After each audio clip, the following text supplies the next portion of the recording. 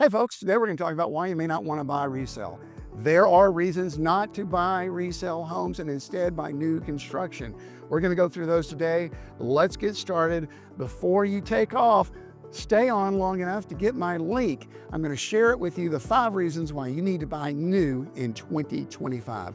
Let's get rolling with reason number 1. The reason you don't want to buy a resale house is that you don't know what needs to be done and what doesn't yet. You don't know if the electrical system really is that good. You don't know if the plumbing really is that good. You don't know if the insulation really is that good if it's more than 10 or 15 years old. You don't know how it's going to operate. You don't know what its problems have been. You don't know where all the water leaks are going to be. And believe it or not, the people who are there may have been as honest as they can be about it, but there may have been things there that you don't know anything about or that happened with a house before you ever got there. The other thing that you're buying in a resale home is old stuff. And when I say old stuff, questions like, does it have PVC piping or does it have the galvanized steel that was so popular for a while that is now 30 years beginning to spring leaks all over the house and people are having to repipe?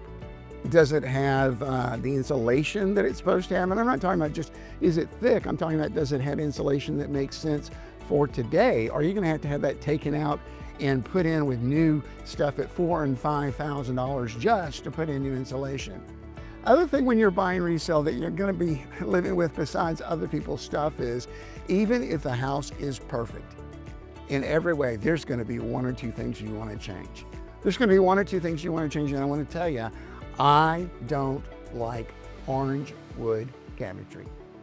I don't like orange wood cabinetry. And if I bought a house and it had orange wood cabinetry, I would have to go in and either live with it the way it is until I can come up with $50,000 to redo that kitchen, or I'd come up with the $50,000 and have to live someplace while they did it, or stay in the house I'm currently in, or I'd have to live in the house while everybody is in my house working on redoing the kitchen that I don't like. So it's not just stuff you can't see, it's not just stuff that you don't know, it's stuff that it may be perfectly okay, but you don't like. The orange cabinets, maybe the carpet. Here's an interesting thing, you're also getting everything and everyone that ever lived in that house. You're getting every meal that was ever cooked in that house. And I want to tell you something about carpet. Carpet's fine. I like carpet. I actually kind of like it in my bedroom. I like my rugs. I like my hardwoods. I like my vinyl. But when it comes to carpet, I don't want to live in a house that has carpet in it that somebody else has lived in.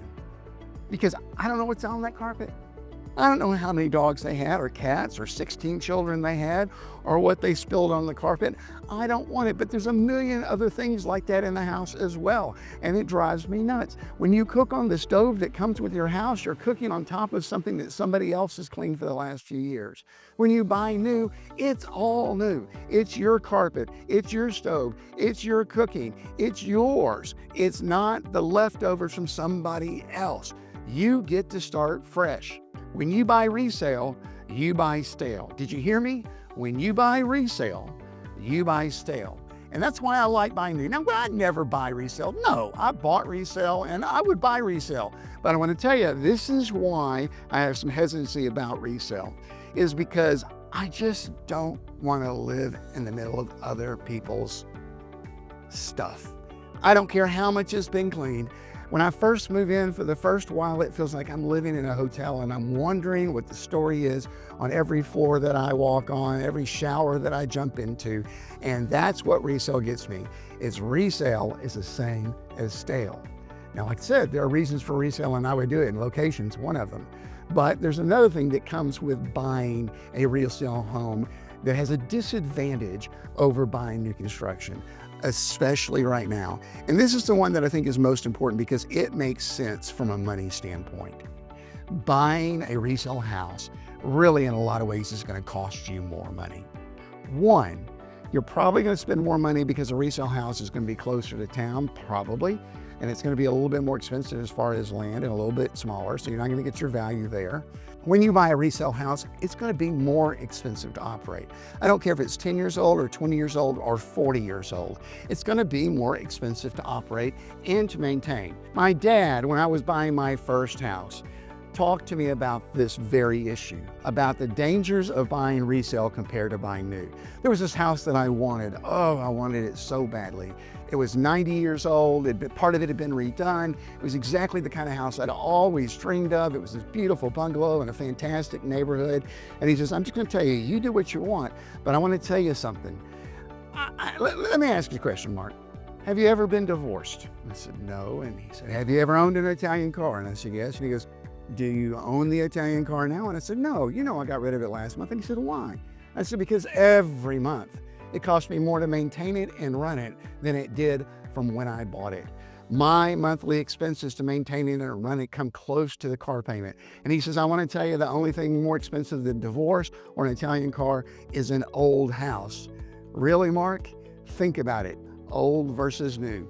Do what you want to do. And it's still true today. When you buy an older house, generally every 10 years, the cost of running a house when it comes to utility has been cut in half over the last 30 to 40 years. I've seen it in my own family. We move every 10 to 12 years, and every time we move into a similar or bigger house, and the utility bill goes down. So older houses, even ones that have been redone, their operating expenses are going to be more because utilities are more, because maintenance is more, because they don't have products like hardy siding that are easy to maintain. The AC and the heat, they're older, so they eat more energy along the way. A resale house is not only stale, a resale house also costs you more at the bank. But there's another way that a resale house can cost you when you buy. Resale houses have a set price in the neighborhood, and there's a reason why houses that are resale are worth what they're worth, and it's because they're in the location they are. The truth is that if you're buying right now and it's 2025, buying a resale house probably means that you're going to pay an interest rate of 1% to 1.5% higher than you are on a resale house.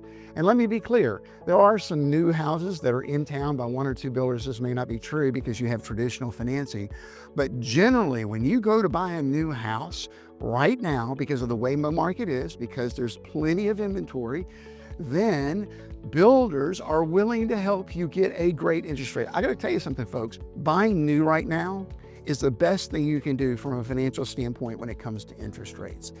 Builders are offering specials through their own mortgage companies that are a full percentage to 1.5% less than what you can get at any bank in town, at any mortgage company in town. Right now, the average interest rate is 6.9 to 7.1, depending on how your credit is, how much you're putting down, what the terms are. But I want to tell you that builders right now can get you in at 5%, 4.55 for the first year and 5.5 for the remaining 30. You can't beat it. The other thing is it may be more expensive when it comes to closing costs, because this new house may cost an extra $10,000, but what if you could buy a house that costs $10,000 more and bring $10,000 less to the closing table? Because not only are builders having an interest rate sale, so you'll buy, they're giving you $10,000 or $15,000 towards closing costs. That means you bring less money to the table. Lower interest, less money on the table means less cost for you, even if the price is higher. These things are not going to be on sale, I don't think, like this. Builders thought interest rates were going to drop this fall. They didn't, and so they have plenty of inventory right now. There are two ways you can buy new. One, you can buy an inventory home. And an inventory home is one that's already been completed or just about completed, and all the selections have been made. And usually when you buy an inventory home, it's got 90% of what you want. At least has current finishes, it has current paint, it feels fresh and it feels clean, and you get a lot of what you want. But when you buy new and you buy from inventory, they're willing to deal on price. They're willing to deal on price. I've seen $80,000 off of a $600,000 house. I've seen people get a free lot upgrade because, yes, that's on a premium lot, but if you close the next 60 days, we won't charge you that $15,000 or $20,000 lot premium. The other thing that happens when you come to buy new that you also know is that if you build from scratch, you may not get the huge discount, but you're going to get something from the builder, and that's the decoration allowance. I've seen decoration allowances go from $20,000 to $40,000, from $35,000 to $50,000. I have clients who recently signed a contract to build a house from the ground up. That's right, they gave them the free lot. They gave them an upgrade of $15,000 in upgrades. Believe it or not, by the time they were done, this 489 house with all their options was almost $550,000. And the builder gave them $50,000+ in credits and decoration allowances. So they got in for what the base price was, plus everything they wanted. The countertops, the paint, the fireplace, the gas stove on the patio, the floors that they wanted all throughout, the railing that they wanted, the extra door that they wanted, the extra room that they wanted. So right now is a good time to realize that resale is stale. The only reason maybe not is that you need to live close to town, or you need to live in a section of town that's really expensive already, and resale is your only choice. And that's great. Resale is wonderful too. It just doesn't have some of the advantages that new does. And we'll cover some of the advantages of resale at some other time, but right now, I want to challenge you. Look at new.